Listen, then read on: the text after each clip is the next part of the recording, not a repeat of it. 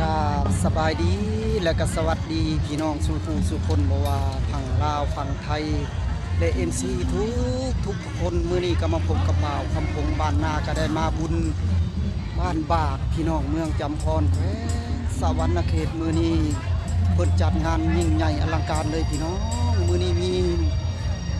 ระวงย้อนยุคกับหมอลำเรื่องพี่น้องมาเบิ่งมาชมนำกันว่าอลังการสำใดมวลสำใดพี่น้องตอนนี้กำลังตั้งเครื่องเพิ่นพี่น้องตอนนี้ก็จะพาทุกคนไปเบิ่งไปชมพี่น้องว่าคณะใดวงใดลงพี่น้องโอ้เพิ่นกำลังติดตั้งพี่น้องเอ้ยตอนนี้กับระบบไฟแสงสีเสียงกำลังยิบยับพี่น้องไปเบิ่งใกล้ๆนำกันพี่น้องโถพี่น้องจะเป็นรถคันหนึ่งเป็นรถน่าจะเป็นรถ12ล้อได้คนน้องนางห้างเครื่องและก็เครื่องวงดนตรีเพิ่นมาคันหนึ่งพี่น้องเต็มเพียบยัดกันมาพี่น้องมาเบิ่งป้าตกตอนนี้ก็มืดบรรยากาศก็ดีตอนนี้ก็เพิ่นได้ลงมาแต่ตั้งเวทีพี่น้องยังบ่ทันกินข้าวตอนนี้ก็กำลังเริ่มไปเบิ่งทางเวทีเพิ่นเลยพี่น้องมาเบิ่งตู้เบสเพิ่นนี่ตู้มีแต่ปากใหญ่ๆพี่น้องแบบแสงสีเสียงอลังการมื้อนี้เพิ่นกำลังยังตั้งบ่ทันแล้วพี่น้องเวทีเพิ่นก็ใกล้สิสำเร็จแล้วตอนนี้กำลังมาเบิ่งไทยแสงสีเสียงระบบไฟของเพิ่นโอ้เวทีเพิ่นก็อลังการสุดยอดเลยพี่น้องเป็นคณะยังมาเบิ่งพี่น้องดอกผ้าจำปาสักพี่น้องดอกผ้าจำปาสักโอ้มาจากจำปาสักวิสิแมนมาจากจำปาสักพี่น้องเบอร์โทรก็อยู่นี่แหละพี่น้องถ้าเพิ่นไปติดต่องานติดต่อการอยากหาเพิ่นไปร้องไปรำให้กะติดต่อทางเบอร์โทรนี่พี่น้องมาเบิ่งกันพี่น้อง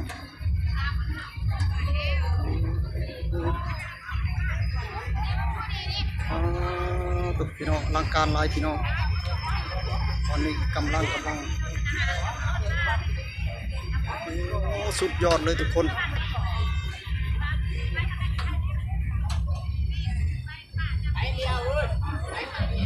ตอนนี้ก็มาเบิ่งทางหน้าเวทีบรรดาพี่น้องๆก็ได้มานั่งท่าจองที่เลยพี่น้องเพราะว่าย่านคนมาหลายทุกคนสีบ่ได้นั่งถูกมาเบิ่งดูพวกหลายกำลังพี่น้องสุดยอดเลยถ้าเบิ่งคันต่อไปพี่น้องจังหน่อยตอนนี้เพิ่นก็กำลังห่างเวทีถ้าเบิ่งจังหน่อยโอกาสนี้ขอเสียงตบมือต้อนรับน้องสาวแดนเซอร์นี้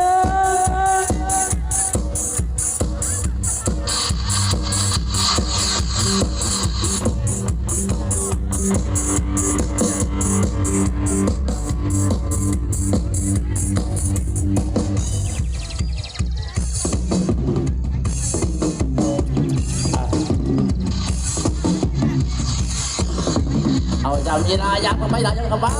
ย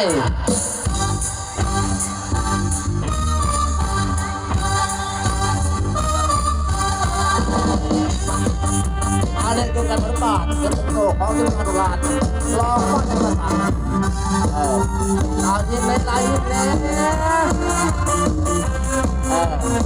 เอายิ้มเล่น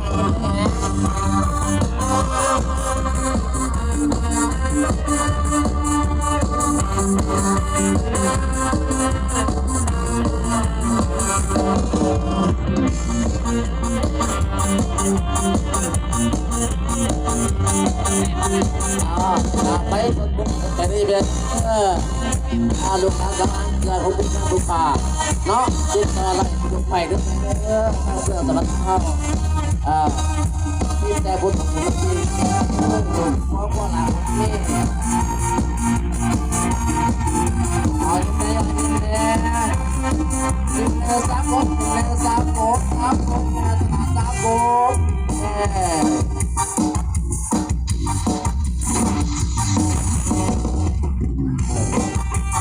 เป็นมาละไปด้วยแม่กันมาต้องไปทราบเรื่องสมาธิเนี่ย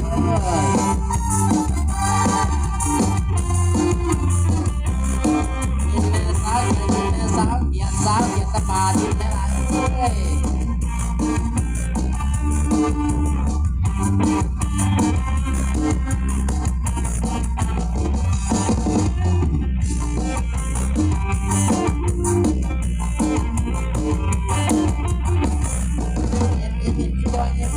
จอย